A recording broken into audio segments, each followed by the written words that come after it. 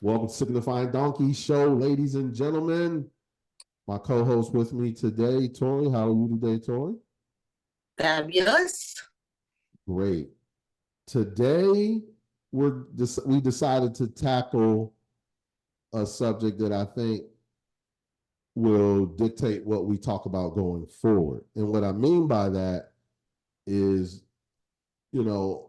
week to week, when we come up with topics that we want to tackle, interesting information, something that we just discovered that we think no one may, or most people may not be aware of, that's kind of the point of this show, is to come up with interesting facts. If we're just regurgitating what people see on the news in the morning or before they watch us, then there's not much point to this. So anyway, I think, today we'll talk about voter enthusiasm, voter ignorance, and we'll try to get a feel just through conversation for where we think the American people are at this point in terms of their participation in their democracy. So, with that being said, what is it that you think in terms of voter apathy? What are some of the things that you've concluded when you did your research? I concluded that there was good news and bad news. The good news is since the 2016 election, we've only seen, as far as the presidential and the midterm elections, the numbers increasing, which, it's the sexy things that are on the ballot. In our state elections, perhaps adding, marijuana or abortion onto the Constitution, whatever it might be, but voters are getting out there more. One of the interesting things I found, and this is across the world, I actually looked to see who had the best voting records, but a lot of it was tainted because it could be a dictator, so that doesn't count. But the number one was Rwanda at like 98%, but they said that that's probably not really accurate. So, but across, when you say 98%, that's participation. Yeah, 98% voted. Okay.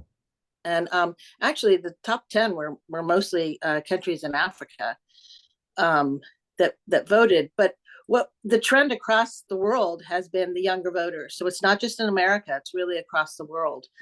And I remember going with my mom and dad to vote. Did you do that, Malcolm? Did you go with your mom to vote?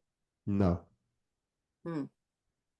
But you know what? I'm glad you mentioned that. I'm gonna hold your thought for a second. Yeah. I read an article that basically said voter apathy is a result of either your parents, keeping you engaged like that, taking you to vote and things like that, or not. Like whatever your parents' attitude is, they tend to pass it on to their children. So that was one of the things that I found. So no, could you finish? Yeah, finish your point about the parents to vote. Well, in the 22 election, the most recent election, 34% were over 65. That's the baby boomers. 30% were 50 to 64, you and me. 26% were 30 to 49, and 10% were 18 to 29. And somehow or another, we got to flip flop that because the baby boomers are, going to be dying or getting older and whatnot. And somehow to increase the excitement amongst the young, I think of Taylor Swift and what she's doing, signing people up to getting people registered to vote. She's probably the biggest person that signed up the most amount of people or get them to. But she's a liberal, right? Yeah. The only reason I bring that up is because we had an interesting conversation this week when we met. And Taylor Swift can't do it by herself. And part of what I see is that the Republican Party, we talked about it in our last episode, Project 2025, they have a movement. They have a movement in place that's been in place for 50 years. Right. The Democratic Party does not have a movement. Correct. In place whereas I think the Republican strategy is to create confusion and create an environment where, unless you're a property owner, unless you're a stakeholder in our society, you won't be that interested in voting. Right.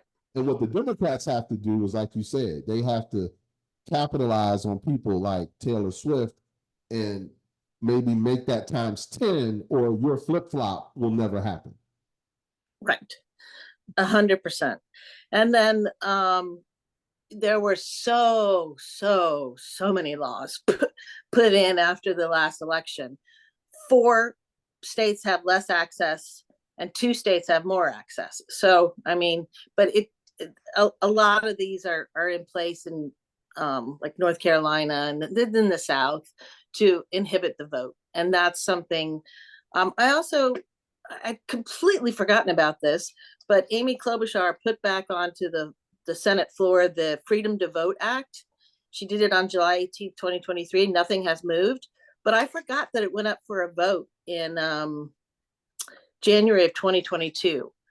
Remember that when Manchin Yes. and yeah, so it was 51 to 49, but that it also included the Then she needs 60% for it to right. pass, right? Yep. And it also included the Lewis Voting Act, which would John have Lewis. yeah, which would have overturned what the Supreme Court did with the Shelby case. And also, you and I talked about this is the last thing. The appeals court in the 8th U.S. Circuit Court of Appeals, based in St. Louis, came to rule the sections 2 of the Voting Rights Act that the ACLU and the NAACP and organizations like that they cannot speak for you. Only the Attorney General of the United States can speak for you. So that's going to go up before the Supreme Court. And the Supreme Court, you know, they sent, was it Mississippi, back to the drawing board as far as their maps? Alabama, it was Alabama. So it's possible the Supreme Court could rule in favor. Now, one of the other things that you and I were talking about was voter ignorance. What do you mean by that? Well, you know, I was very disappointed. let me lift my spirits. But I'm almost depressed talking about this aspect doing a show like this because you know, being raised in a family of teachers. My grandmother was a teacher. My mother was a teacher. My aunts were teachers. My uncle was a teacher. So the whole family, you know, that was the spirit of the family. So it was about sharing information and being knowledgeable. That's what my family experience was. And when I did the research I did this week and found out that 34% of all Americans can't tell you, adult Americans can't tell you what the 3 branches of government are. You know, I didn't get up on my high horse and start judging the American public. I was just disappointed, you know, that's our level of knowledge and our collectively and our level of interest in the country we live in. Then there was a few other statistics that I'll share with the audience. You know, 25% of all Americans um, um, can't even name one branch of the 3 branches, and then 25% of Americans, you know, can't tell you what the freedoms that are guaranteed in the First Amendment, freedom of press, the freedom of religion, the freedom of speech. You know, so I'm not going to sit here and act like I'm a constitutional scholar and I know it all, but you know, I see how someone like Vivek Ramaswamy can get momentum on TikTok when he says, you know, in order to become a citizen, you should have to pass a much harder citizenship test where you know these different things. And, you know, he may have a point there. You know, some of what he says may be correct, but for the most part, what he's saying is hyperbole, foolishness, and nonsense. So that's where voter ignorance is concerned, Tori. You know, we decided to discuss voter apathy and voter ignorance today because I think we needed to get down to the nitty gritty. And I like that you did some comparisons and you looked at democracies around the world, voter participation in other countries. because I want to know, how engaged are Americans? How not just how educated and how knowledgeable are we? How engaged? How willing are we to fight for our freedom? And some of the research I've done this week, it really concerns me because I'm starting to think that we care more about the Kardashians and the Real Housewives of Atlanta more than we do about this democracy. I would definitely agree. And going back to the citizenship thing, though, I bet you they're not part of that 34%. I bet you they actually studied and know way more about the Constitution than somebody who was born in America. That's true. And that that's where that's kind of unfair to when you use those types of issues. Right. As a politician, you're painting this picture that all immigrants are ignorant and don't know anything. And you're right. That I'm glad you bring that up because most people to get citizenship, they take a class and they Yeah, go through a they have process. to. Yeah, it's not like you're just handed American. So you're not just handed a U.S. passport. You got to be able to Right. do a minimum amount. Right. So when you got someone like Vivek saying this salacious nonsense, right. it gives right. you the impression that they're just handing out U.S. passports at the border. Right.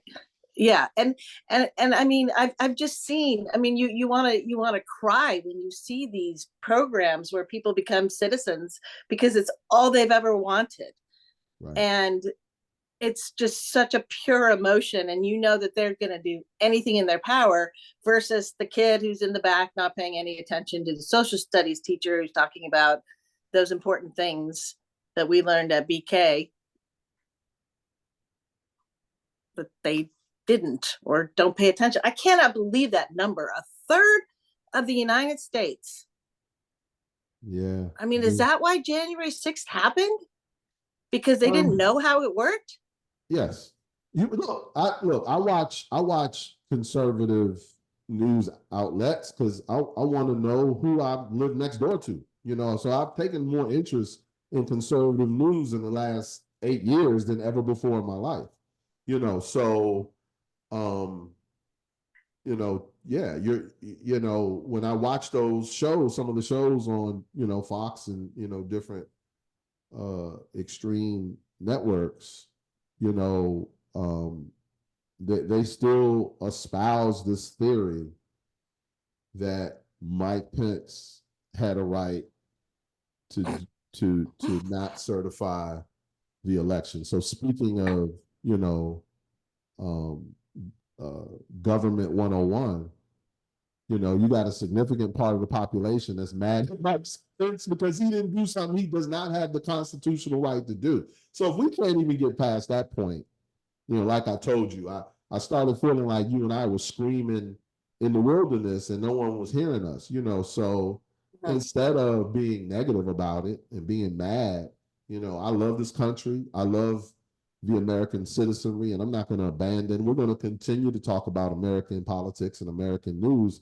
but because we've gotten so much interaction from around the world, we're going to start focusing on world news as well going forward, and I'm really excited about that. And hopefully, we'll what we're doing will result in more Americans jumping on the bandwagon. Yeah, that would be awesome. That would really be awesome. And by the way, the turnout for the 2022 election was 52%.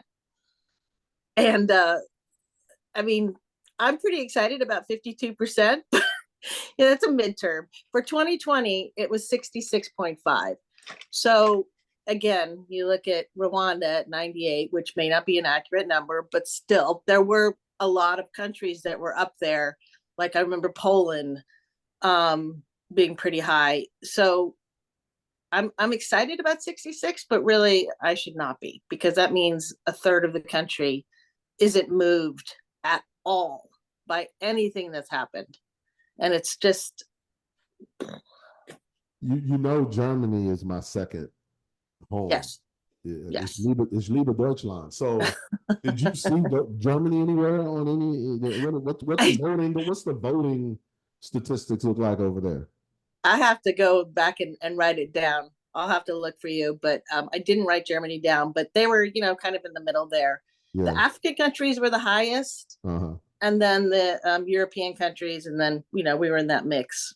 Okay. Well, you know, the word on the street is that democracy is not just in danger or on life support in the United States of America. It's in danger around the world. And just like January 6th happened, and Donald Trump used social media to kind of try to shield himself legally, and be careful what he posted and whatnot. The same activities happen in Brazil, and the same plot, the same ill plot is being implemented in various countries all over the world. So, you 100%. know, fascism is whereas it used to be a bad word, now it's kind of like, oh, you can call it fascism, but it's really we're just looking out for the wealth of our nation, I think is how it's being explained.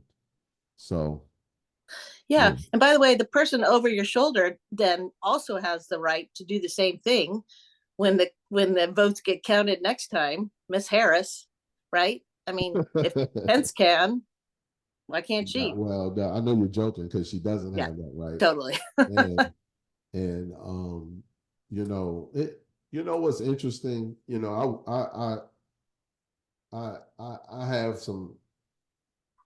I have some concerns about some of the decisions and some of the moves that Joe Biden has made in 2023. But I would never wish anything. I would never wish any harm on him or anything bad. But wouldn't it be interesting if Kamala Harris ends up being the Democratic nominee? Joe's old and he's dealing with a lot, and then they hit Hunter with another indictment for tax evasion, and then I see these pictures the pictures that they got on his laptop, they leaked all that. Like, so it looked like it was a picture of him falling asleep on a pillow with a crack pipe in his mouth. Mm, So, the Republican mm, Party, man, like really, like that. mm. What was interesting to me is that our election, the next presidential election, is turning into, you know, who are you more uncomfortable with, Oh, yeah. Hold them your nose. or us? It's not Who do you about hold your nose? hold your nose. And what is, by the way, you still another election cycle and no platform. The Republican Party, we're going to do this, we're going to do this, we're going to no.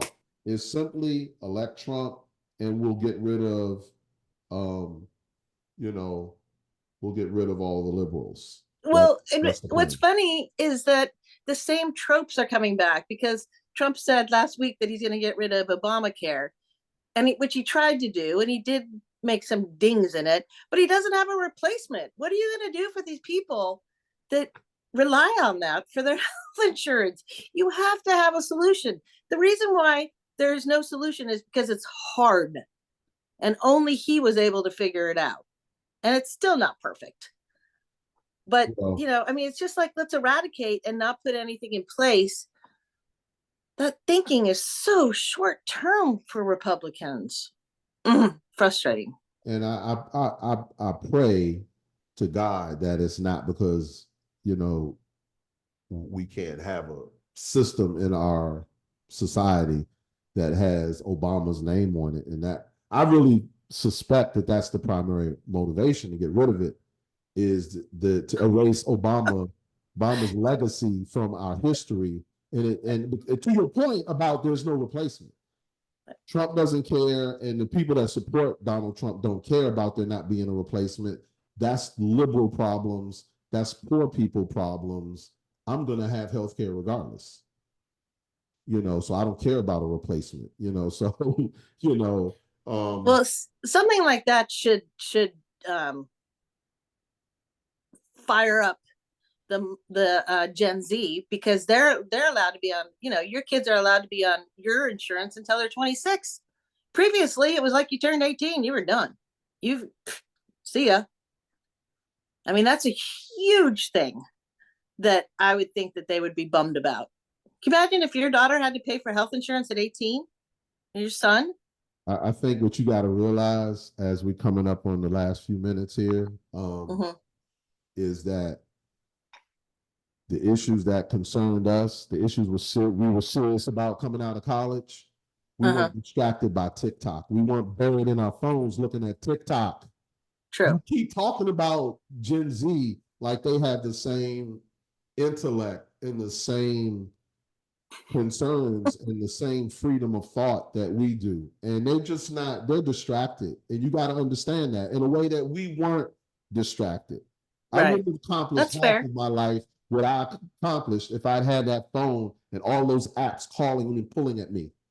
Fair. So I think we lose sight of that and we put these unrealistic expectations on our kids to follow in our footsteps. And they've just been pulled so far away from the path that we walked. We got to start dealing with that. That's fair. Which is why they want to ban TikTok. So anyway, signifying winner of the week. I have, who's yours? mine is called CRISPR, CRISPR, and it's a technology that does gene editing. So CRISPR wins the signifying donkey of the week, signifying win of the week. They do gene editing to prevent cells from, for sickle cell anemia to take on the crescent shape. It's so painful and it's such an awful disease. And what they do is they take out the bad, well, they actually open up the DNA and then put good DNA in there and put it back together, put it back in the body. It's unbelievably 2023, you know? I mean, it's like something that really is like a flying car. You're able to completely eradicate and cure sickle cell anemia. There we go. Who's your win? My winner is Vladimir Putin. No money for Ukraine, and Congress seems to be stuck on not giving Ukraine any money. So Vladimir Putin wins, and it looks like Russia wins for the time being. And that's it. Another great episode of the Signifying Donkey Show, ladies and gentlemen. God bless America. Peace in the Middle East.